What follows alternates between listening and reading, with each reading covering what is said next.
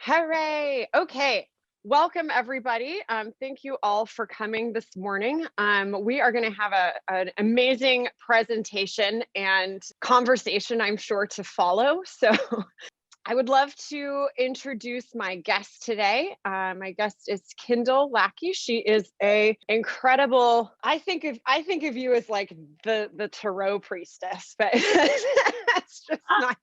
That's my in my mind's eye, that's how you are to me. So, but seriously, a hermetic practitioner, priestess, tarot expert, and badass witch. So I am so grateful that we could do this today. This is going to be very exciting. And thank you for being on the train. Awesome. Thanks so much.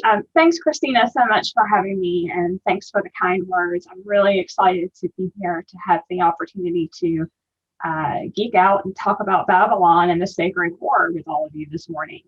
For those of you who don't know me, as Christina mentioned, I'm a professional tarotist and intuitive reader of 20 years, and I've built a practice of helping people to transform their lives through the conscious application of the Hermetic arts. And one of my current interests just happens to be today's topic, which is the historical and social and philosophical magical aspects of the goddess Babalon, and how we as modern practitioners can use and build a conscious connection with her in order to improve our own magical ability and the pursuit of our individual will. So in this 2-hour workshop, we're going to be exploring the archetype of the sacred war. And whoring is not only the world's oldest profession, but it's also the oldest face of the divine feminine, the oldest face of the feminine. And it's not easy to trace a clear path through history of an idea, but that's exactly what we're going to try to do today. So there's a whole lot of information that I've tried to pack into a very short period of time, and one day I'm going to learn my lesson on this. But apparently that day is not today. So I'm going to try to cram in a whole bunch of information here. Please do forgive me. I'm going to go fast, but there will be a Q&A at the end. And also because there's a lot of information, I'm going to hit the highlights. So inevitably, I'm going to have to kill off some darlings, and I won't be able to talk about every last detail that I want to, but we are going to move expeditiously in the name of time. You know, there was a time when the goddess was worshipped not only for her capacity to give life, but also for her sexual prowess and her ability to introduce us to the divine sexual mysteries and the erotic mysteries. And as we're going to talk about today, that trail, that path, that thread got lost for a little while, and we're now restoring it. And today's modern practice of paganism, the face of the divine feminine looks like the triple goddess, which is that symbol that you see there on the top left of the screen.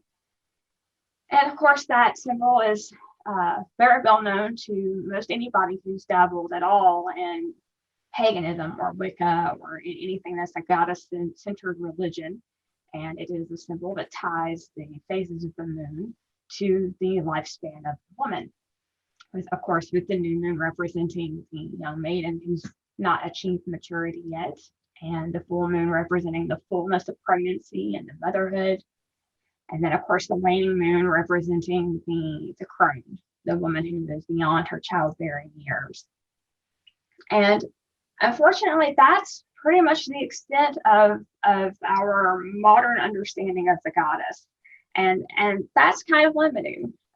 Modern women in earth-based religions and New Age traditions now have been pretty narrowly relegated to choosing between the feminine as virginal or the feminine as mothering. And as Christina mentioned earlier, tarot is it's my first language, and I view everything in terms of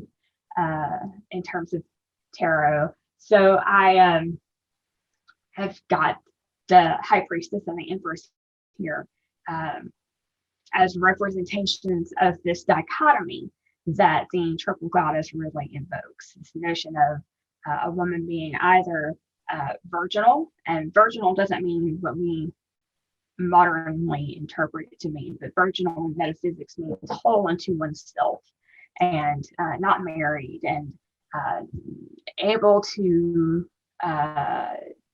claim and stand in one's own without a partner. So we see this dichotomy of the virginal in the high priestess and the mothering in the empress. And you can see that, you know, based on colors alone, you can really see how this is a very compassionate and nurturing energy. It's cooler colors, so much more of what we might call a passive kind of energy. And, you know, this is lovely, and it's very empowering, and expressing divinity through the notion of having children or having wisdom or having potential. Those are all very reifying things. But what happens to the women who don't have children? What about the people who perhaps aspire to a different path? What's missing from this triplicity? Well, in a word, what's missing is the cunt. Primal hunger, lust, passion, the erotic and raw power of feminine desire, not only of being desired, but also being desirous. That face has been completely left out of the idea of what it means to be divine feminine. And we kind of have to ask ourselves why. Why would there not be an acknowledgement of this divine face when it has the ability to bring love and balance to the world, and gives us a tradition that embodies ourselves as sexual, sensual, and empowered beings, and a tradition that would honor our ability to receive and create from a place of fullness and shine in our physical glory. And I mean, it's fairly obvious that love conquers all, and it always has, and it always will, and everyone knows that. And when we're talking about love being couched in the arms and in the cunt of the feminine, that's very threatening to the patriarchal culture that we are currently existing in. So that right there is what I would postulate would be the primary reason why this aspect of the divine feminine has been suppressed. Now, just because we're not naming that current doesn't mean that it's not there. We see evidence of Babalon and the sacred war all throughout popular culture, especially. And last year was absolutely full of examples of the Babalon current alive and well. And two of those examples are the naked protester in Portland, Oregon, as well as the phenomenon of WAP, Cardi B and Megan Thee Stallion's anthem to pussy worship, completely took over everything. And in some cases, it's still taking over. I mean, I still hear it all the time.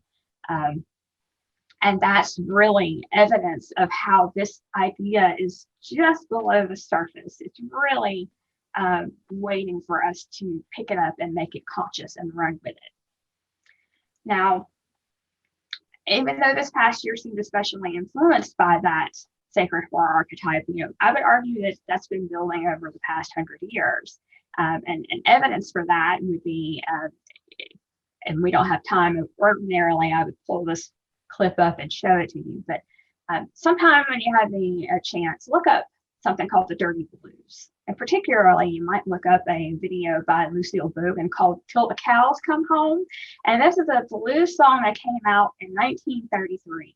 Again, that woman's name is Lucille Bogan, and it's Till the Cows Come Home. That is one of the raunchiest, dirtiest, most gloriously sexy songs. And it came out in 1933. So the plain fact of the matter is women of color, particularly Black women in the United States, have been instrumental in pursuing the path of honor and empowerment of the pussy. Quintessential Babylonic teachings. Sex is holy and divine, and yet still carnal and fun. And that one way to enlightenment is through our own rapture and the obliteration of the self and other in the embrace of one. So those who think that these raunchy songs and cultural touchstones are frivolous or sinful are missing the whole point. They're missing the power of our sexuality and its ability to help us to fuel our personal will and our personal magic. Power, authority, intelligence, in charge of not only her own sexuality, but also of her money. Now that's incredibly transgressive to traditional values. So the whore is active in the public sphere, perhaps even politically active. She's not hidden away at home. And she's a shrewd business person. And I love this quote from Aleister Crowley from The Vision and Voice about the whore archetype. Despair, despair, for thou mayest deceive the virgin, and thou mayest cajole the mother. But what wilt thou say until the ancient whore that is enthroned in eternity? For if she will not, there is neither force nor cunning nor any wit that may prevail upon her. So an incredibly powerful, active archetype in the sacred whore. So here we have, and I just have to point out really quickly before moving forward that this is a copy of Christina's rendition of the Lust card from the Thoth Tarot, and it is an absolutely stunning rendition. It's one of my favorites, and I'm excited to be able to include it here for you to see. It's also in the background, the original in the background behind Christina. Gorgeous, I love it. So the sacred whore archetype is typified by Babalon, and it fills that gap in the tradition and the triple goddess by creating this pathway of active feminine that's a creatrix and an initiatrix, also a warrior and a revolutionary, as well as being the priestess of sexual mystery. So this helps to keep the feminine from being merely reduced to virginal versus chaste, or as reproducers rather than producers. So in today's presentation, these are the pieces that I'm hoping to hit up. I want to cover some of the historical context of Babalon, the philosophy of the sacred whore archetype, and ritual worship of her, and ways to work with her magically. So how do we get from Babalon, the city, to Babalon, the goddess? So there's something of a journey ideologically, and the earliest influences that we see of what would eventually become Babalon is in an ancient Babylonian mythological queen called Semiramis. She was like I said, mythological, but the story goes she was reigning queen while her son was coming of age. And so she was leading Babylonia during a time when it was not common for women to be in public leadership roles like this. And the fact that she succeeded made her, of course, historical and made her mythology stick. And that eventually fed into other kinds of goddesses. So the keeper of this path goes by many names. In the beginning, maybe Semiramis, and then anciently and later on became known as Inanna Ishtar, and then Venus and Aphrodite, Mary Magdalene, Babalon. These are all names of the same current of the sacred whore. And ancient cultures shared many of the same kinds of ideas around divinity. And if you look at ancient civilizations neighboring one another, they often have their own version of each kind of god, of an abundance god, a love god, a war god, so on. And because they were sharing ideas and trading with one another, these concepts and archetypes often influenced one another across civilizations. So in many of these cultures, the love goddess was often also associated with war, and that's kind of this acknowledgement that passion runs both ways, runs both in the direction of love and compassion and holding one another, and also passion runs in the opposite direction of violence and destruction, taking back what was birthed. And so often those were two faces of the same goddess. So Inanna Ishtar is Sumerian Babylonian goddess who is the original face of Babylon. And what I have here on this last little picture here on this current slide is a picture of the Tower of Babel. So Inanna Ishtar was the goddess of that culture that also created the Tower of Babylon, which in Western civilization we know to be an act of arrogance. But in the Babylonian tradition, that was a temple It was a temple that at the very top of that tower was a room dedicated to the great rite, the great marriage between the god and goddess that produced fertility, that produced the fertility of the crops and of husbandry and of people, so that there would be enough resources to survive through winter. Love goddess temples were often brothels. And because, sex is a natural expression of the current of love. And it's the same kind that produces this fertility that we were just talking about. And priestesses manned the brothels, or women the brothels, I guess you could say. But also normal women, everyday women, who wished to bring fertility to their own lives and to their own houses. And so they would often emulate those priestess practices. And here is one description of that, of one of the practices of common women in the Babylonian time. This is from ancient Greek historian Herodotus, who has somewhat of a more negative view of this practice of giving oneself to the first person who comes along.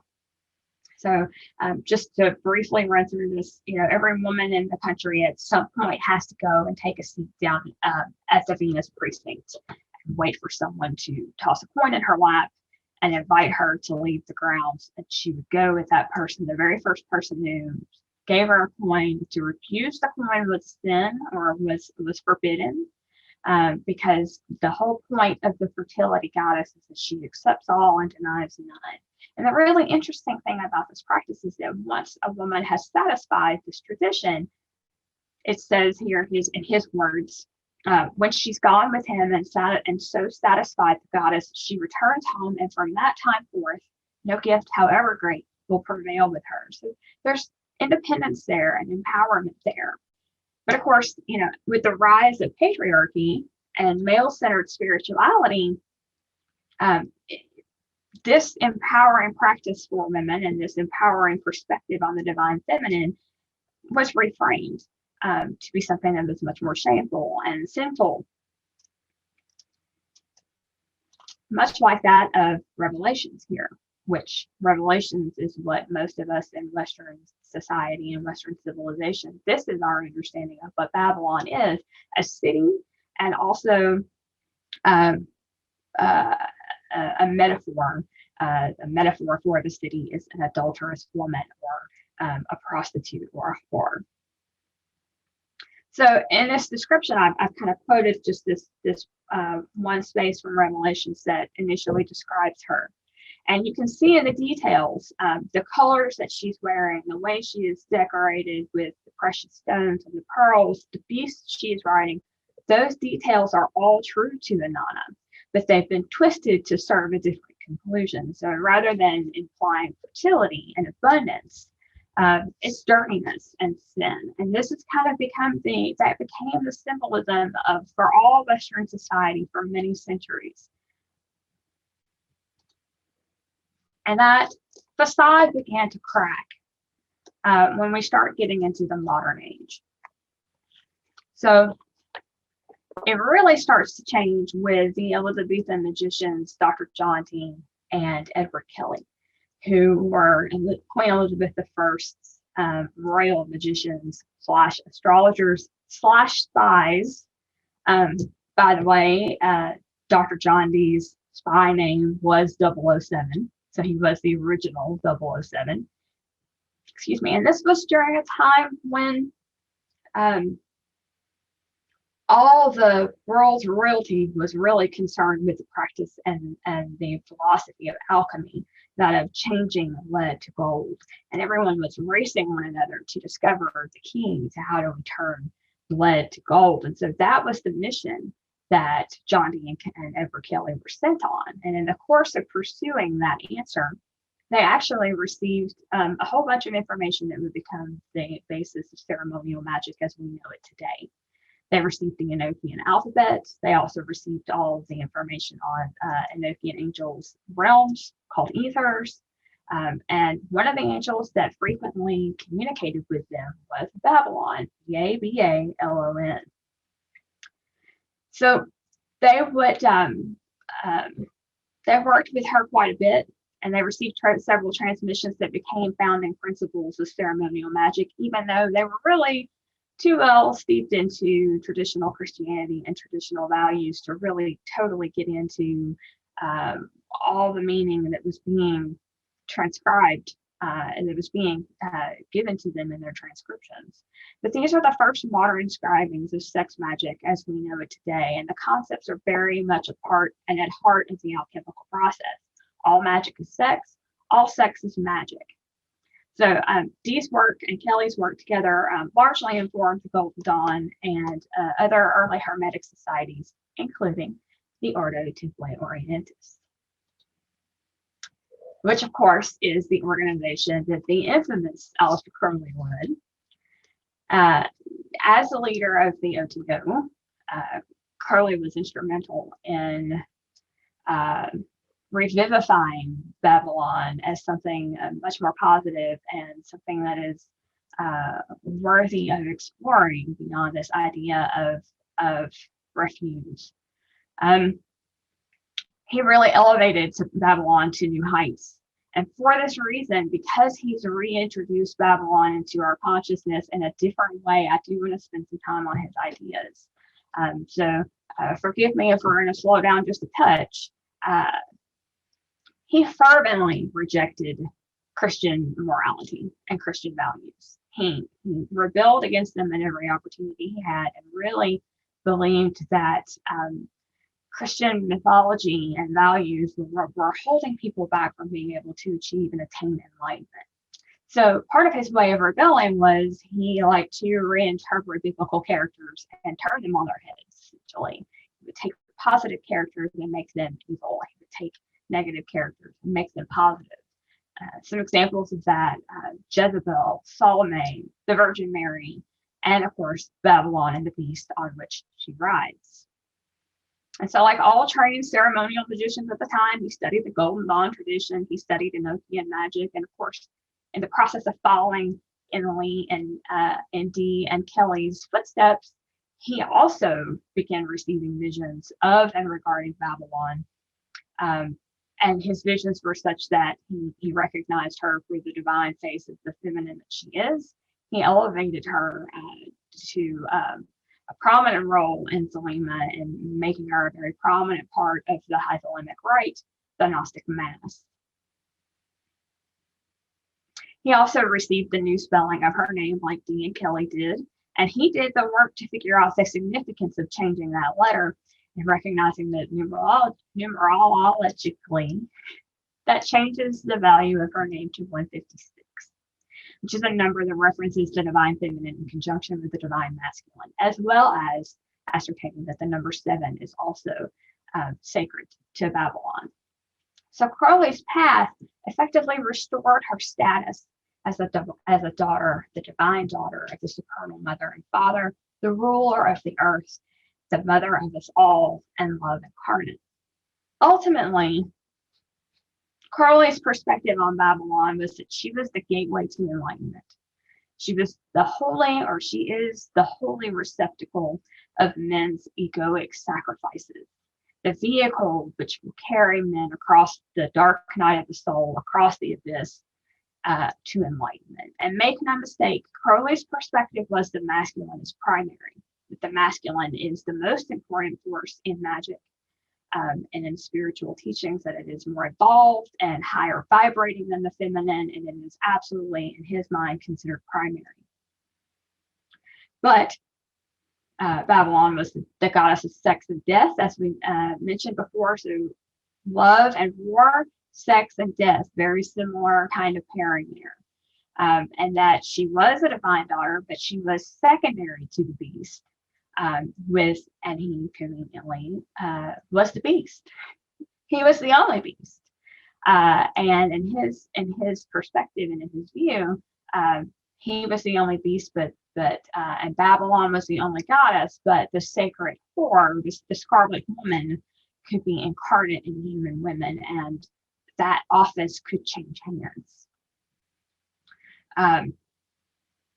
Which it did change hands multiple times. And his most famous scarlet woman was Leah Herzig, who brazenly maintained herself to be the living embodiment of Babalon, even after Crowley had dubbed another woman the Scarlet Woman.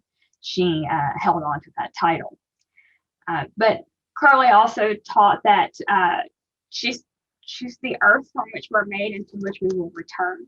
And he also was kind of this bridge between the Eastern and Western thought. You know, Eastern thought is very much rooted in the collective, whereas Western is in the individual. And so his teachings were kind of bridging those two. And in one of the ways he was doing that was he compared orgasm to death. He's not the first person to do that. But he noted that both experiences result in ego destruction, and that is what allows us to meld with Godhead. That is what allows us to achieve oneness and to experience what enlightenment or nirvana or ascension feels like.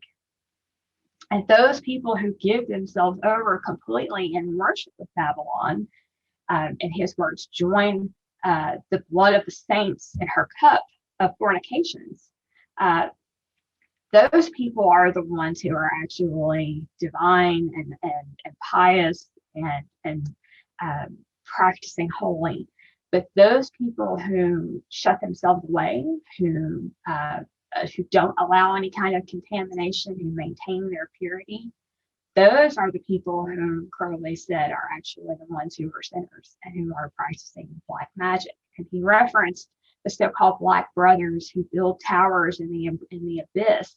And what he's referencing there is this notion of, if you try to experience divinity via your mind, via your intellect, because the abyss is located in the hidden sephira of Dot on the tree of life, and that the word for Dot is knowledge, not wisdom, but knowledge. So if you try to access the divine through knowledge of your intellectual mind, you're not going to get there. The only way is through surrender and actually experiencing it. And the only way to surrender and experience it is to actually let yourself be penetrated.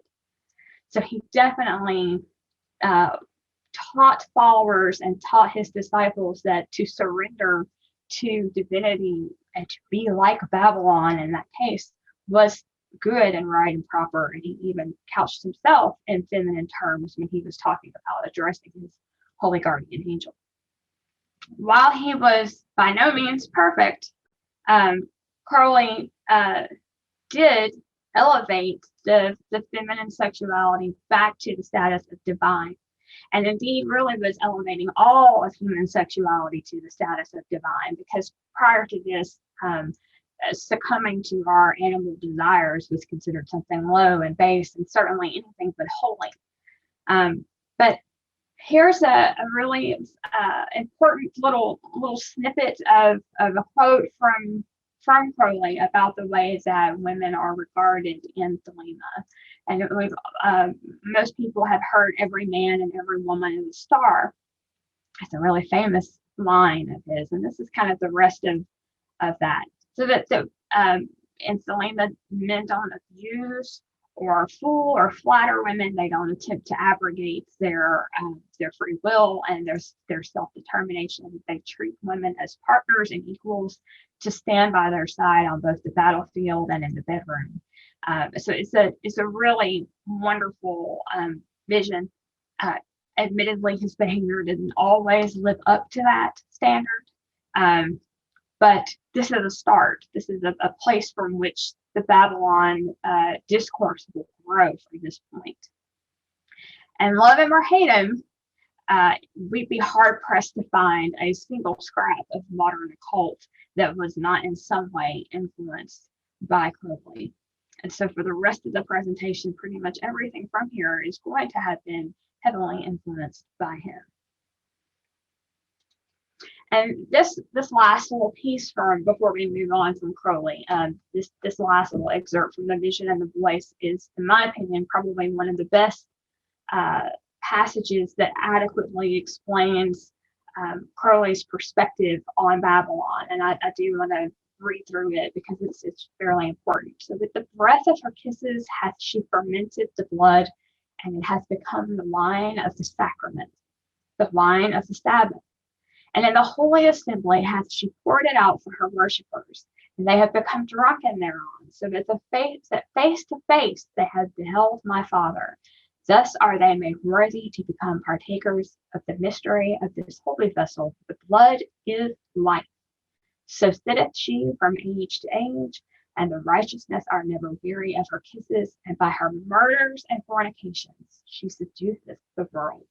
Therein is manifested the glory of my Father and his truth. So here we have this kind of, in a nice neat little package, we get the imagery of Babylon holding the cup of blood of the saints, of the essence, the blood, the semen, the spiritual essence of every person who has completely given themselves over in worship of her, surrendered their identity as an individual self, and become part of the collective, part of the whole, part of the one.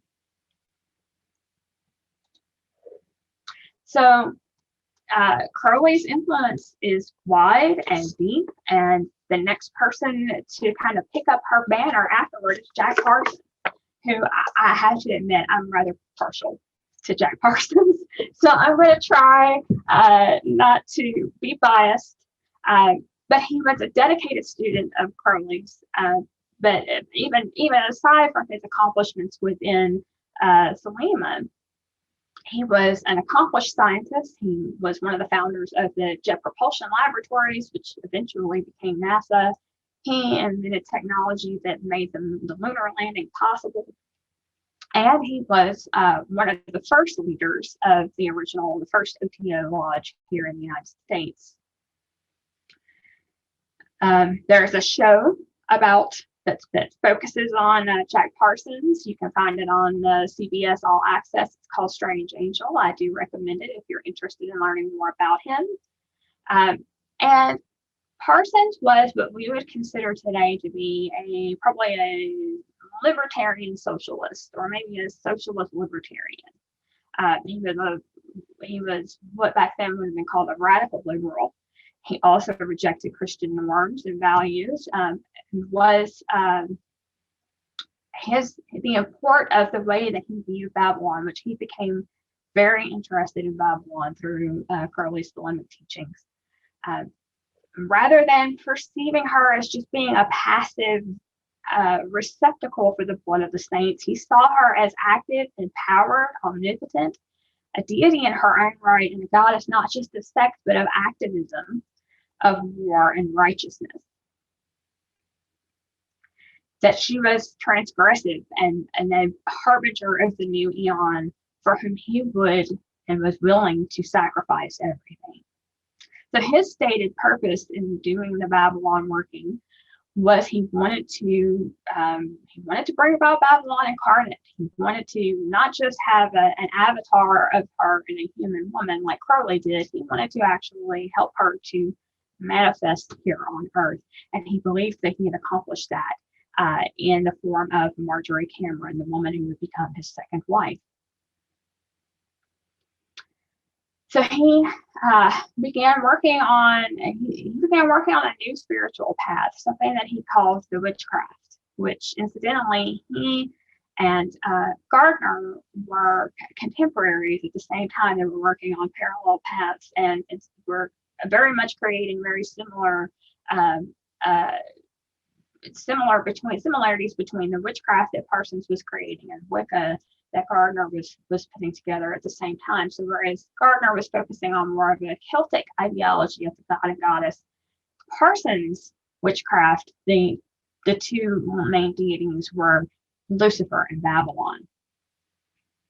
So in this vein, he wrote the Book of Antichrist, the Book of Babylon, and began working on creating this new tradition. And that was unfortunately cut short his untimely death at the age of 38, when he died in an explosives accident, which there's lots of speculation and lots of talk about the meaning and the import of his death when he died the way he died. His widow, Cameron Parsons, obviously spent the rest of her life mourning his passing, and she was an important actor in the occult milieu in her own right. She was a poet, she was a painter, she appeared in several films. She is was quite well known in California's art scene and was well respected, but she was rather private. So she didn't have as much of the spotlight as perhaps she was in when Parsons was living. And we don't have as much from her.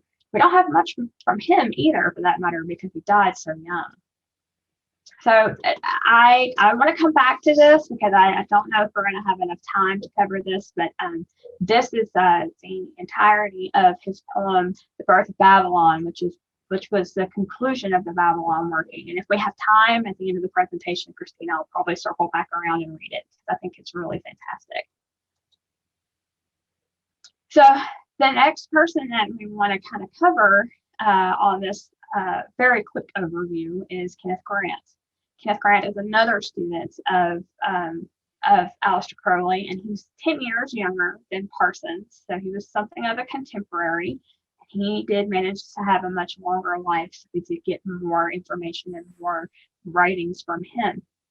So between Crowley, Parsons, and Grant, we see this really interesting progression of the divine feminine first being a holy means to a holy end in Crowley's practice, that she was there to support and serve the enlightenment and the growth of men, to Parsons, where she is elevated to an egalitarian space and even in some cases a preeminent space, and one in which he is the servant to her and is willing to sacrifice to all. And then we move into Grant, who takes it even a step further and says not only is the divine feminine equal to, but in fact is primary, is first, and is completely independent of, precedes the masculine, and is completely outside and power outside of it.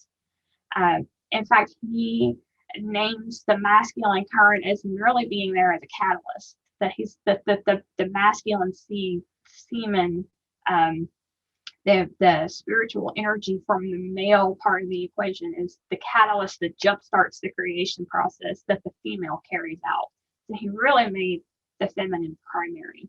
And his unique tradition is based on a blend of Thelema, Tantra, and Hinduism, and also something called the Typhonian tradition, which is unique to Grant and is based on this idea that the first deity was this primordial feminine deity called Typhon, who originated out of Central Africa, and that she is that all divinity and indeed all goddesses are really an expression of her as the original divine feminine current. And Grant contended that all women will be the leaders, that it will be women who are the leaders of the birth of the new eon, that Babalon will be the one who's serving as the gateway to enlightenment. So over the course of the history reviewed here, we've seen the rise and the fall of the power of the feminine, as well as philosophies that subjugate women, then elevate them to equal, and then above again. But if it feels like the focus here has been all on male voices, you're right. It has been all on male voices, because the vast majority of what's been published, and therefore the breadcrumbs that we have left to follow on the path, are the voices of men. So what is really important here is that if we want that to change, we have to be welcoming of diverse voices, and we of diverse voices have to be willing to contribute. And I think we've been growing in that capacity. The voices of diverse people in the field of metaphysics and the occult is fundamentally changing the way that we perceive and understand magic as gendered and non-gendered individuals. So we are benefiting from the perspective of that diversity of women, LGBTQ people, and as well as people of color. So today's devotees of Babalon, today's scholars who are writing about her, and some of the most prominent books here are featured on this slide. Some of the most prominent writers are starting to look at Babalon not so much as the embodiment of the divine feminine, but more as the embodiment, the divine embodiment of sexual transformation, of magic, of love and sex, and our ability to exert our will is being embodied through Babalon. So not necessarily gendered. We also are seeing more of a consideration of her as a pathway to enlightenment through the dissolution of self and the other, as a method of shadow integration and the destruction of polarity. So what this conversation is leading us to now is this conclusion that that sex magic is not performed in an environment of binary or polarity, but that more that it has to do with our fundamental existence as aware beings, and that we can integrate the shadow and reduce this sensation of binaryism by understanding ourselves on a continuum. In an effort to kind of coagulate, if you will, the ideas that Babalon has represented. The next two slides, and Christina, I would love for you to jump in whenever you feel ready to. The next two slides are really kind of a big heaping list of all the different ways that Babalon has been conceptualized, and all the different things that she's been compared to, or called the same as, or as stood in as a symbol of. And then the next slide, we're going to talk a little bit about how those ideas, those identities, those concepts then feed into larger philosophical areas of consideration. So the very first things that I think of course, being a tarot person, about the essence of what Babalon is, are the two tarot cards that most represent her current, and that would be Lust, Strength, and non-Thoth oriented tarot decks, as well as Death. Now, Crowley explicitly compared her to both of these cards and said that both of these cards are a part of her overall energy. So Lust is interpreted as a card of strength, of vigor, and a lust for life, and the joy of the exercise of physical vigor. So we could say that it really is a card of life and of embracing the fact that we are alive. And then, of course, if there is life on the one hand, then on the other hand, that there's necessarily death. And there you have the Death card. I think I'd love to quickly, like, just the Lust card I find so interesting. Just if you look through Tarot history, really, like the Strength card goes from someone beating a lion to then a woman kind of maybe caressing, maybe holding, maybe touching lion's face, maybe holding its jaws open, kind of, it depends, unclear. But it goes from this kind of like, something that's almost even a masculine figure beating this lion to becoming this feminine with the lion, to Crowley's Lust, where it's an empowered feminine figure riding atop this beast, right? So you really get a sense of kind of, there's a lot to be said just in that transformation, but that, it's the idea of like the fully empowered feminine can befriend this inner monster or the monster, right? And not only like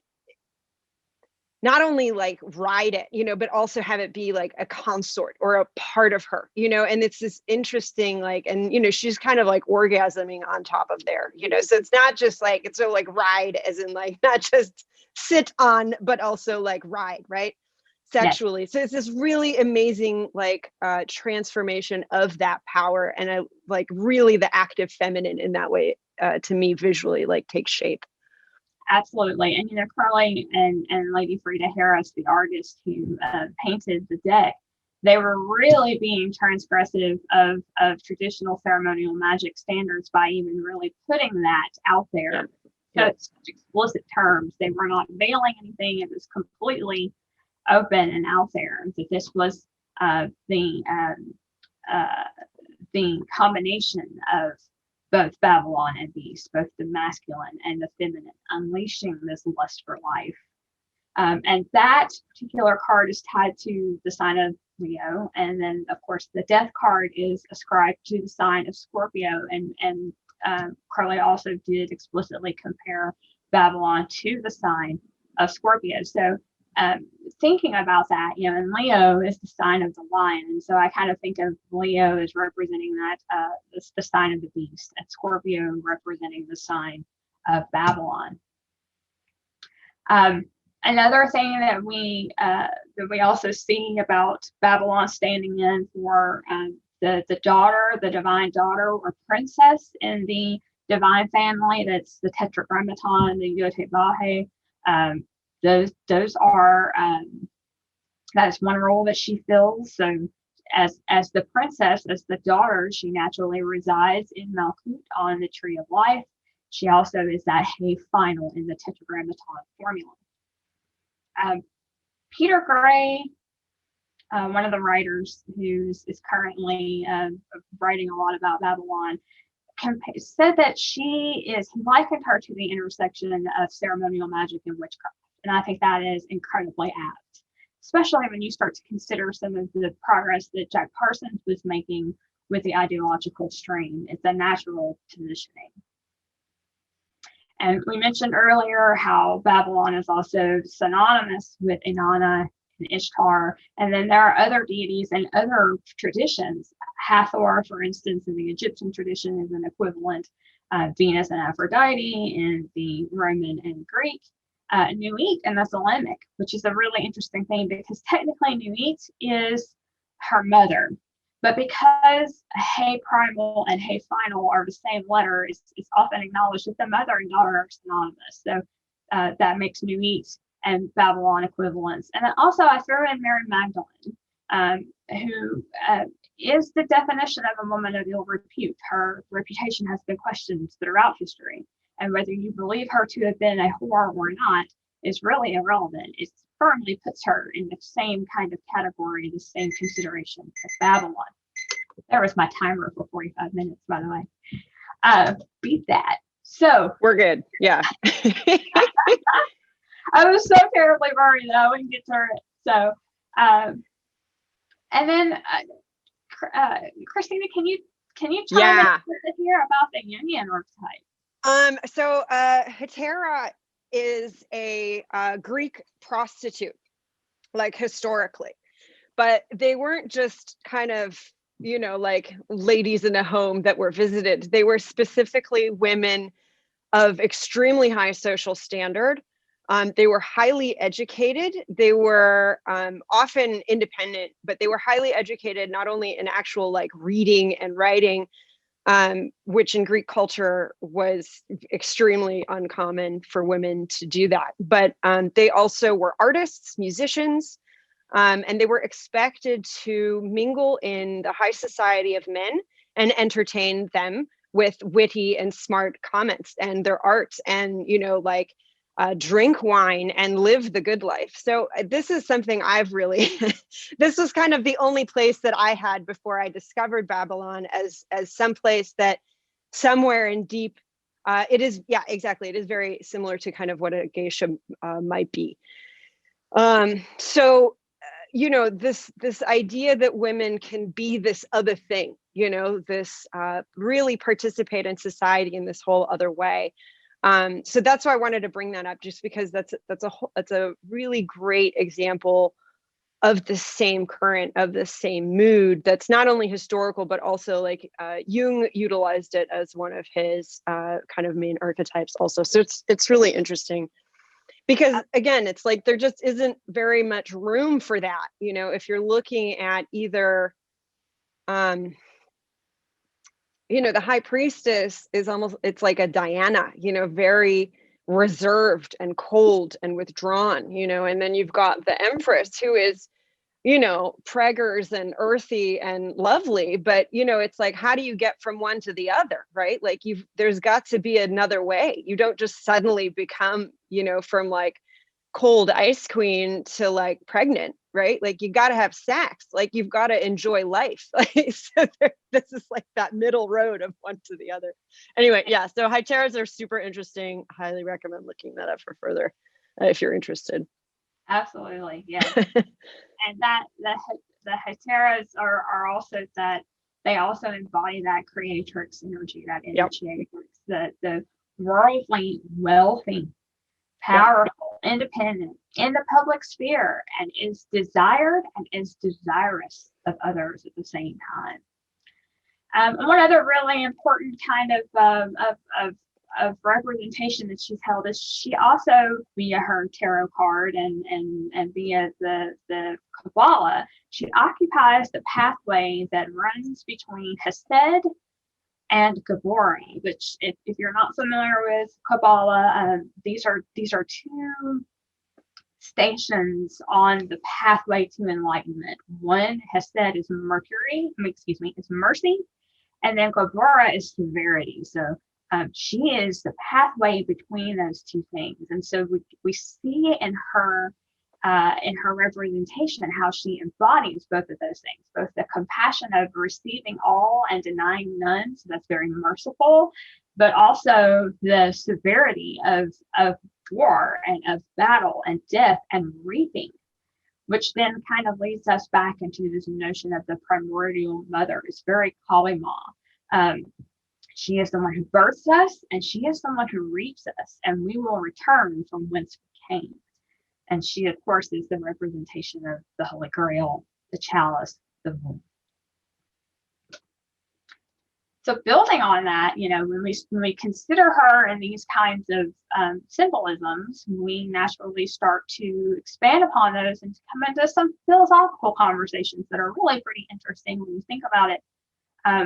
Babalon really does put forth front and center this notion of active femininity. And what is the active feminine principle? And if there is a passive femininity and an active femininity, then doesn't that by necessity also mean that there is a passive and an active form of the masculine? It's very interesting to consider that. And then that brings up questions of like the dynamics between dominance and submission, which then starts getting us into discussions around BDSM and around our own sexual practices and how those things might be a reflection of the divine surrender and the erotic destruction that is available to us via the sexual act.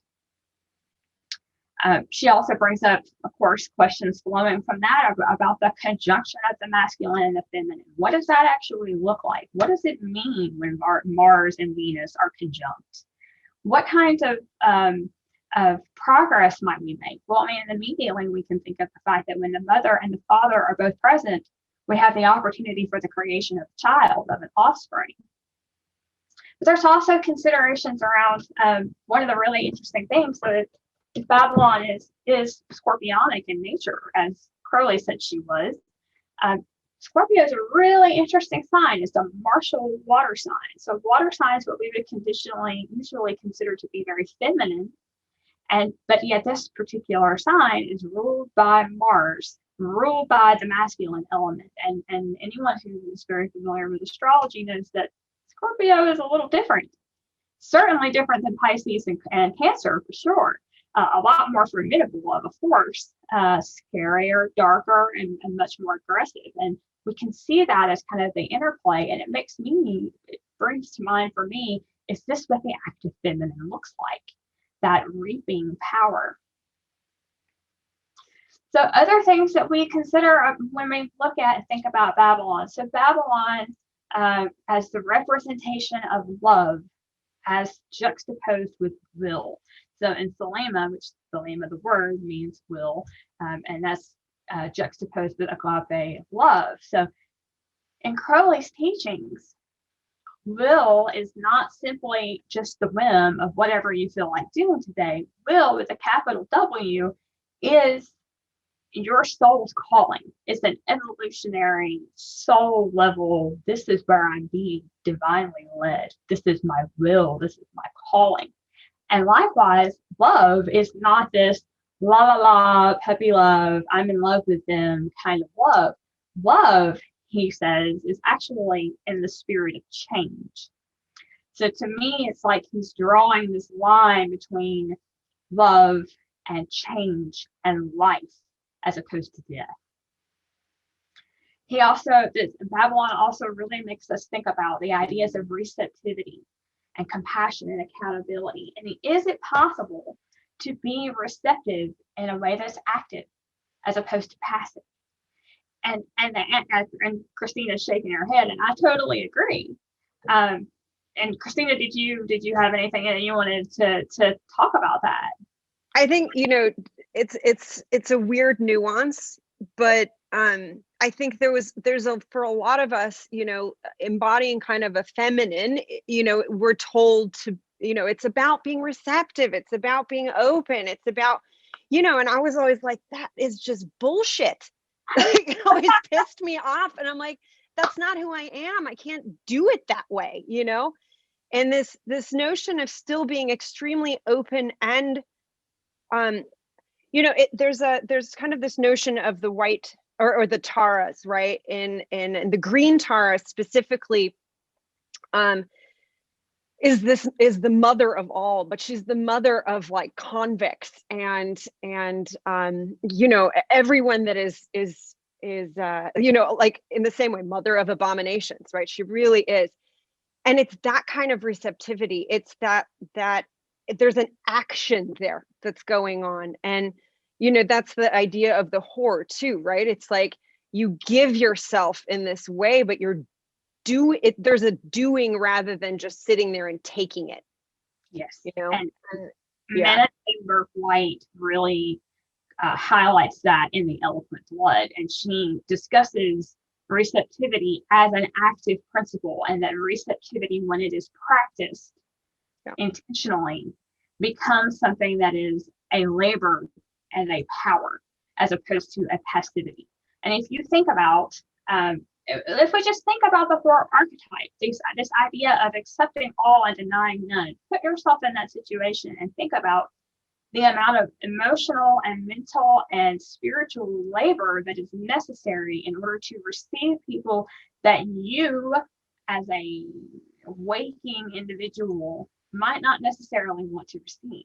That there is work in that there is a power in that there is something deeply important and transformative about that power, and that it does reside with her.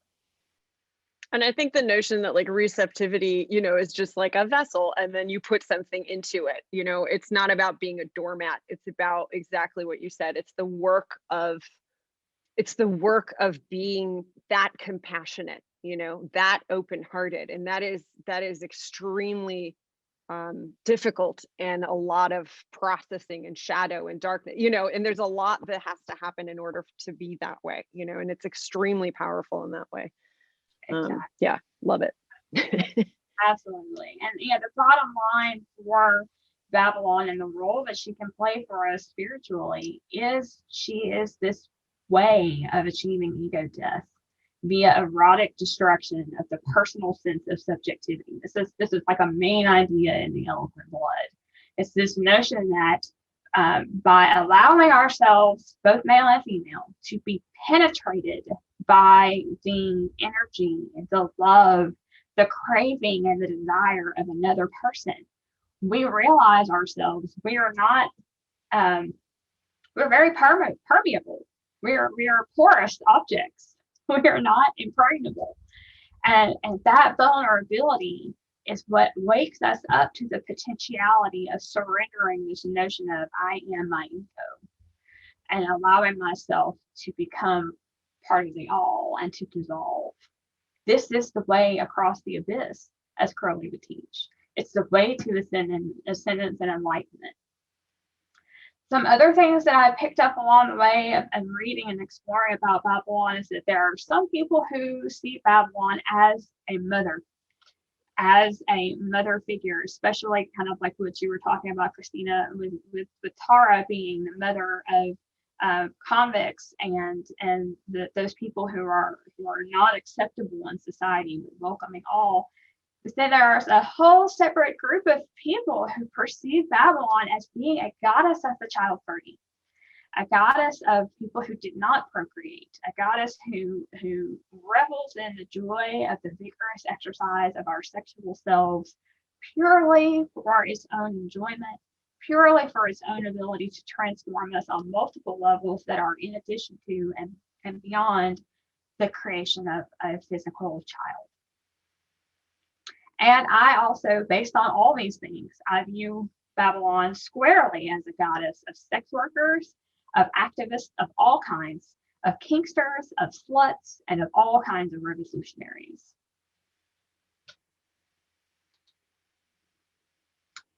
So, for those people who are interested in working with her, so the next several slides, I really wanted to kind of focus on how do we go about working with her, for those of us who are interested. So invocation of Babalon, you can do several ways. I've listed 3 of the most popular readings, the readings that have been most frequently associated with her. Thunder, Perfect Mind, which is an old Gnostic text, part of the Nag Hammadi. The Worship Blossoms is an excerpt from, I believe it's The Vision and the Voice, written by Crowley. It's a poem as well. And then there's also the Orphic Hymn to Venus, which, remember, Venus is an equivalent of Babalon. So in a pinch, you can use things that are correspondent to Venus in your invocations to Babalon. Other methods of invoking her that don't require verbalizing, you can invoke her via dress, especially anything that has to do with evocative, provocative dress, lingerie, things of that nature. Applying makeup is also an invocation to her. Any kind of artistic expression, music, drumming, dance, yoga, and of course, masturbation. We would be remiss if we left that off the list. Masturbation is a very effective way of invoking her. And then I also included here the original invocation that Jack Parsons created, his invocation of Babalon here on the side, which is, of course, available should you be interested in that. And this is the busiest slide in the whole presentation, and my apologies, because I know I'm just hitting you with the fire hose of information, but I wanted it all in one place. I wanted you to be able to really get a sense of the richness of all the different symbols that we can use to evoke her and invoke her. So Babalon correspondences, and I'm assuming that most everybody here is very familiar with magical practice and understands the idea of correspondence, but correspondence is simply the idea that 2 things are equivalent to one another. And in the practice of magic, what we're trying to accomplish in changing the environment around us to reflect our desires, part of the way that we do that is we accumulate a very dense concentration of correspondences, of equivalencies, of things that vibrate at the same energy as the thing we're trying to manifest. So in the case that you're trying to work with Babalon or to invoke her into your life, you're going to want to gather a critical mass of things that represent her, that vibrate and exude her energy. So things that you can use. The color red, and I included this little brick here that has all these different kinds of red, because scarlet and blood, of course, are the 2 colors that are most frequently invoked with her, along with wine. And I always thought of scarlet as being a very different color than the color that is there represented, but that is indeed what scarlet is in the official name and capacity of colors, and Christina, as our artist, can well identify. So particularly scarlet, wine, and blood, purple, gold, black, the numbers that are sacred to her, of course, 7, 13, which of course is the lunar number that corresponds with the number of lunar months in the year, 49, 7 by 7, and 156, which is the combination of 12 solar months times 13 lunar months. And it is also the numerology value of Babalon's name. Roses, of course, I mean, look at that picture of the rose and tell me that the folds of those beautiful petals do not make you think of labia. If you say that they don't, you're crazy. So, of course, roses, particularly red roses, flush with blood, and particularly those that still have the thorns attached. Her weapons are the chalice and the sword. Her animals, the serpent and the lion. Of course, in tarot, you can pull out the lust card or the death card. You can also use the Ace of Cups because Babalon is the groom. Leo and Scorpio in astrology, gemstones, really any red or black gemstone will do in a pinch. But there's also rubies and garnets and carnelians. Pyrite is especially a really good one. I love pyrite for Babalon because pyrite really evokes that luxuriant, abundant, money kind of an energy. And of course, that's definitely in the wheelhouse of the whore. Hematite brings in that martial energy. Apatite, I love apatite because apatite allows us to be seen, allows us to be visible and seen for who we are, which is very important if you're a whore. I mean, you're not going to be a successful whore if nobody knows you're whoring. So you need to be visible. Moonstone and her divine feminine. Tiger eye, of course, for the leonine connections there. Sugilite is really great as well, both for its purple color as well as its compassion.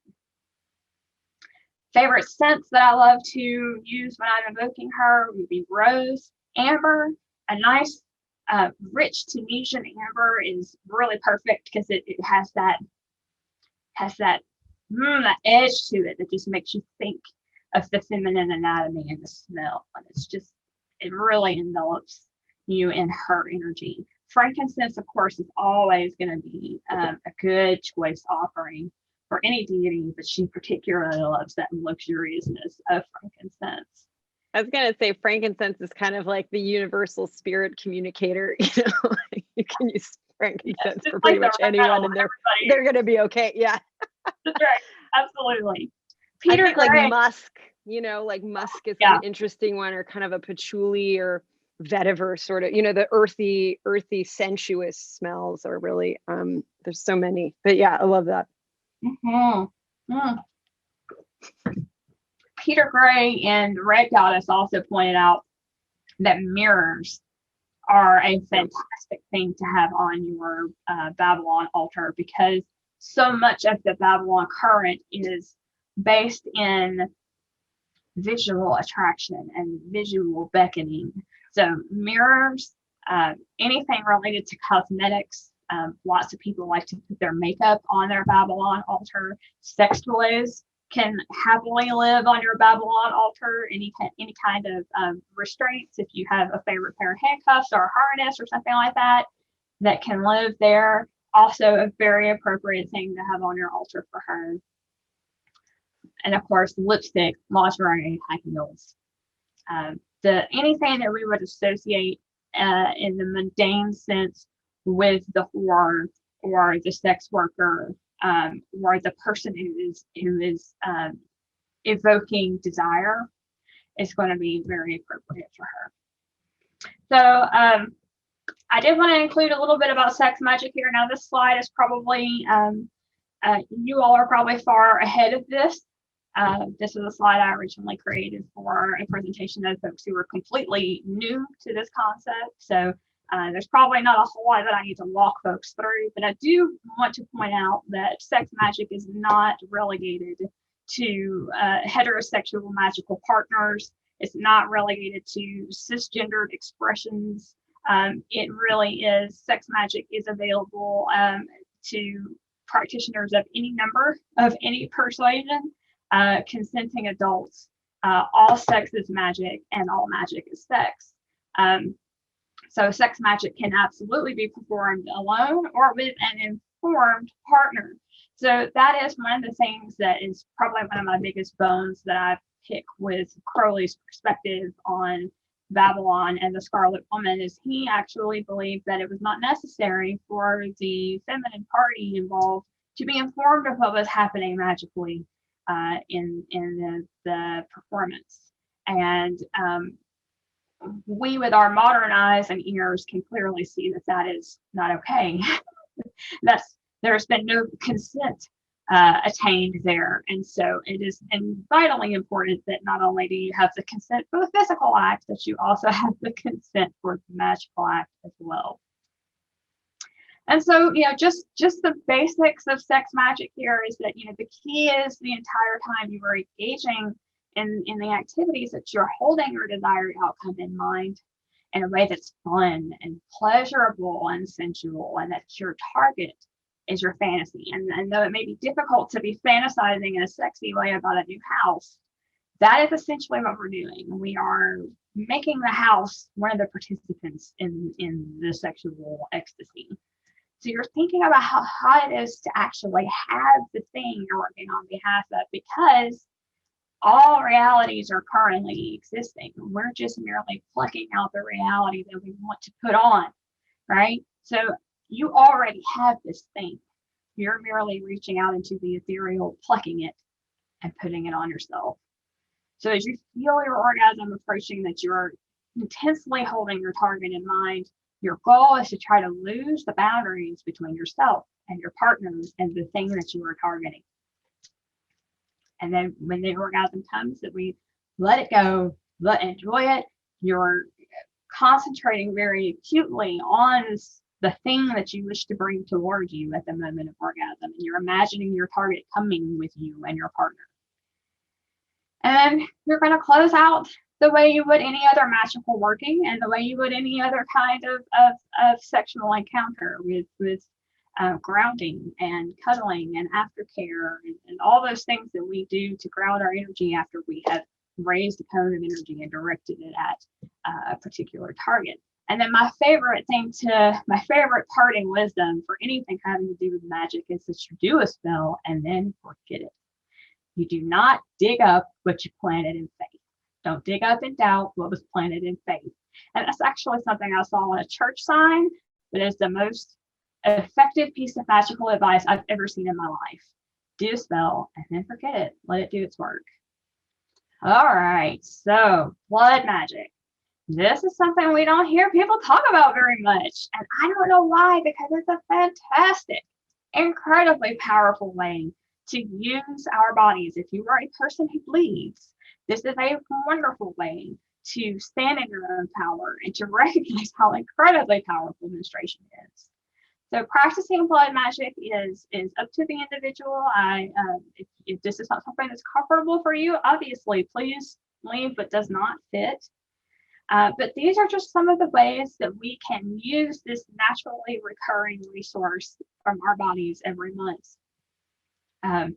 We can feed it to plants, especially roses. I mean, if you are a devotee of Babalon, roses are pretty much a must. And rather than going and buying them every week, you might as well plant some roses maybe. And roses love blood. they eat that shit up. You can dry out blood and use it as powder to mix in with ink. You can bake cakes of light. Cakes of light are specific to the Thelemic tradition. Cakes of light are small little cookies that contain the ash of either blood and or semen in them.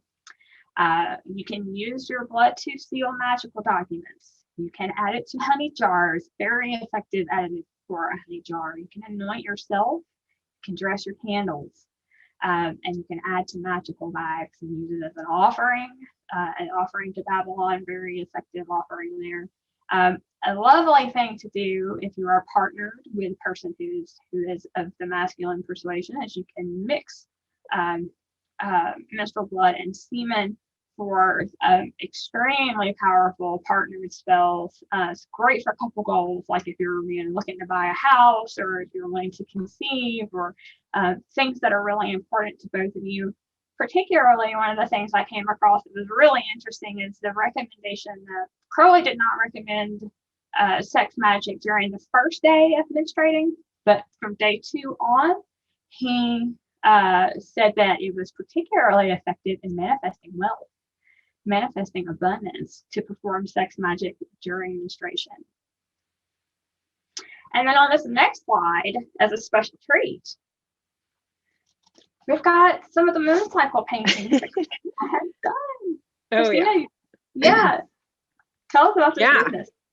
So from kind of left to right, there's kind of the progression of where I started and kind of like where I've come to. But I counted, I have 40 of these. So however, it's like not quite 3.5 years of consistently doing one of these every single month. Prior to that, actually, I was using menstrual blood for part of my graduate thesis project in painting. So that's kind of where this started. And then I was like, why don't I just do this all the time? This is great. You can see that it started with Babalon prayers. So it really, like, I was writing my own prayers, kind of just doing my own like spell. And they were really kind of like, very cartoony and kind of like whatever just happened. I was also using like a calligrapher's dip pen when I first started. So that really, like, obviously the way that pen flows is such a different tool. Now I use a paintbrush, so they kind of have become more painterly over time. But when at first it was kind of like, I don't know, like I was just starting, right? So I was trying to like figure out a way to purposefully invoke that time for myself. Whereas I have a lot of womb trauma from medical stuff and from all sorts of things. So this was my way of bringing in the Babalon energy to strengthen my femininity, and by utilizing this monthly occurrence to really focus it as a time of magic and intention. So kind of over the years, they've become, like that demon one was this vision of hell I received. And that's kind of the, that is the entity that like lives in hell as kind of the great mother. So she got her own prayer, of course, because that was a pretty powerful vision. And then, I'll use them with sigils. Like I also create sigils as a whole separate thing with my blood. And I really just kind of tune into whatever I feel at that time. I always kind of take like a morning around day 2. So that's interesting kind of thing. It's always around day 2. Really just get into a meditative space and really total flow of consciousness of whatever comes out kind of thing. I don't draw them ahead of time. There's no pencil, no nothing. It's just literally a blank piece of paper, a measuring cup full of my blood and a paintbrush, right? And just kind of like go for it. At least for me, this is like total TMI, but we're going there. So for me, I think it's a consistency thing for a day 2. You wanna kind of, at least like what I've found is for effective painting, you kind of want your cycle to be in a place where it's the reddest blood. So it separates a little bit, but not so much. It's a really, that really beautiful, like bright red blood. That's the best to paint with. And, it kind of like, depending on how your cycle like flows for yourself, you kind of can figure out when that happens. And I use a diva cup, so it makes it easy to tell exactly when it's like ready to go. Just kind of let the unconscious flow for what needs to come through. And sometimes that's sigils, sometimes that's a prayer, sometimes it's just an image. And then afterwards, I will combine the blood in my cup with some water, and I water all my plants. So, and the plants, you can always see there's like a massive growth spurt every single month when I do this, and they love it. So in a way, then you also become extremely, connected with the plant life in your world. So they become a part of you. And then that's also really spooky because then they talk to you and stuff. So there's a lot of interesting after effects. But just basic, like, how do I say this? There's something about kind of grounding into our own our own processes, something that really, I think from, when we were all like teenagers, right? It's kind of this thing that happens, depends on how you were raised, but school doesn't really do a very good job of it. There's kind of all this like weird shame and it's just weird. And then you're kind of like, God, this is annoying. Why does this have to happen? Like, I feel really held back. And there's this kind of mood around it, right? And I think personally, this was just my way of doing something that made me actually look forward to this time in my life every single month, right? That it's something that has become a treasure of a practice and has really grounded so much of my magical practice also. And it is extremely potent manifestation energy. So highly recommend, 10/10 recommend. Absolutely. Agreed. And I think that there's really something to be said for the rituals that we create for ourselves. So following our own intuition and following our own will into what feels like an expression of holy devotion on a personal level. And that's extremely powerful. And it's much more powerful than something you might read in a book or a spell that someone else may have written or something like that. But when it comes from you, first of all, there's no way it can be wrong. Right. And secondly, it's like you said, it's so much more personal in the connection that you are creating, and you are basically expanding, particularly when you feed it to other living things. You're expanding that consciousness that you have access to. And like Milo Duquette says, it's all in your head. You just have no idea how big your head is. Right. So it's fantastic. And I love the way that you have made this practice your own, have forged your own kind of path that is expression rather than taking a prescriptive approach. Yes. Thank you. Yeah. I love it. So this last slide is these are the resources that contributed to the ideas that are explored today in this presentation. And then I did not do like a scholarly resource list. I wanted to get them out in a way that everyone could quickly see the titles and quickly access the books that were used. And there's my contact information. Everyone, I would love it if you would like to join me in online spaces. I've got up there my website as well as my Facebook and Instagram. You're welcome to follow me there, keep up with me there. If you enjoyed today's presentation and feel like throwing me some scratch, happy to receive, joyous to receive and welcome donations. And there's my Venmo tag there, should you feel so inclined. And I just appreciate this opportunity to be able to present this information to folks, because I really feel like this is this is a path that's been forged and laid out before us, and we are standing there at the head of this path, and it really is something that is in the ether and that is ready to be harvested and ready to be brought forth. And Christina, if you think we have time, I can go back and read The Birth of Babalon. Yes, I think that's a good place to wrap this up, and then we can open it up to questions and conversation. So yes. Yeah. Back up through here. Okay, so this was the concluding piece of writing that Jack Parsons channeled when he completed the Babalon working. It's called The Birth of Babalon, and I think that the imagery that he uses here is really powerful, especially when we juxtapose it to our own living memories of what we have been living through as a culture and as a society for the last year, 5 years, 10 years. This is, in my mind, to my thinking, Jack Parsons really was on the forefront of where American culture was headed. And we're really starting to see a lot of his ideas come into fruition in the public sphere and in the public ideology. So if you want to kind of run a slideshow in your mind of current events and news images and that kind of thing while I'm reading this, I really want you to make the connection between these two. What is the tumult among the stars that have shone so still till now? What are the furrows of pain and wrath upon the immortal brow? Why is the face of God turned gray and his angels all grown white? What is the terrible ruby star that burns down the crimson night? What is the beauty that flames so bright athwart the awful dawn? She has taken flesh. She has come to judge the thrones ye ruled upon.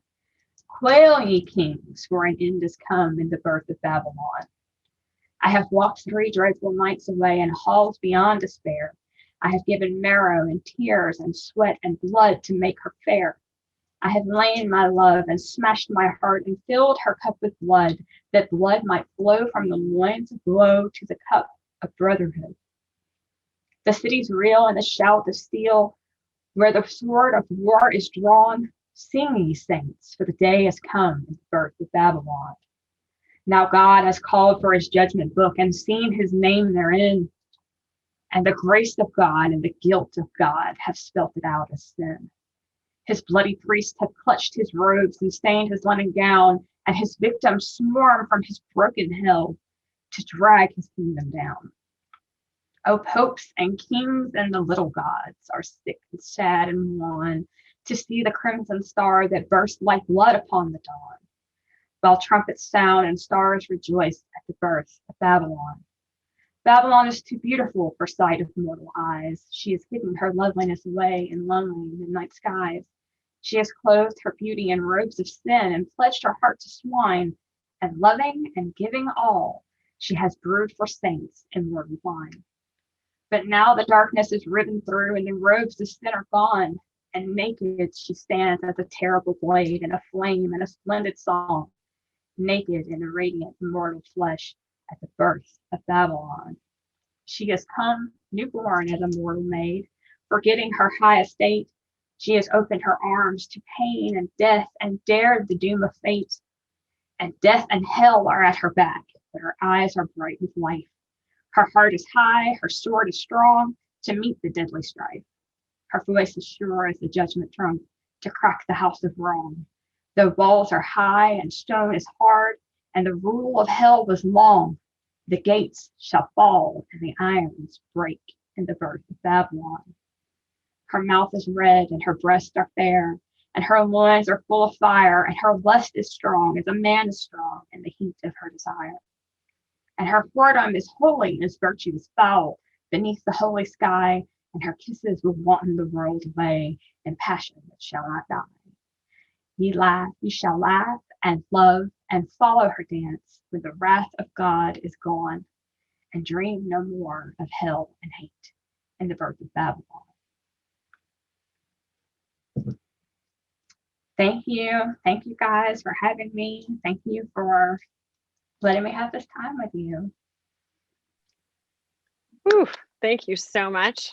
That was amazing. That gives me chills. Like that piece is so powerful. Just love it. Amazing. Thank you. Thank you. Thank you. Thank you. Yeah. I'm going to put all of your, that was just amazing. Thank you so much for bringing this here in a space where I literally could wake up this morning, come in here, and all of a sudden hear things about work I've already been doing naturally, intuitively as my awakening process happened, that had other names and different things that I was understanding that I didn't completely and totally get. And coming into that and going, oh, wait, okay, here's somebody that is talking the same language, but it's not necessarily everything that I understood, but then there was other parts where I was like, oh yeah, I already that and it tied together. So these are conversations that I desperately need with other people because people don't talk about it. People aren't open. So thank you for bringing it here and being an open conduit for sharing your knowledge. Thank you very much. And I really do believe that this is a conversation that's kind of on the cusp and on the precipice that there are lots and lots of people who are building this critical mass. And I really do think we're going to see Babylon as a concept, as an idea circulating much more widely. And it's kind of incumbent upon all of us who feel pulled toward her that we also take part in this conversation, that we talk about it, that we write about it, that we contribute our voices, because if we don't want our traditions to be determined by one small segment of our population and of our ranks and membership, then it's incumbent upon all of us as diverse voices to make ourselves heard and to be present part of the conversation.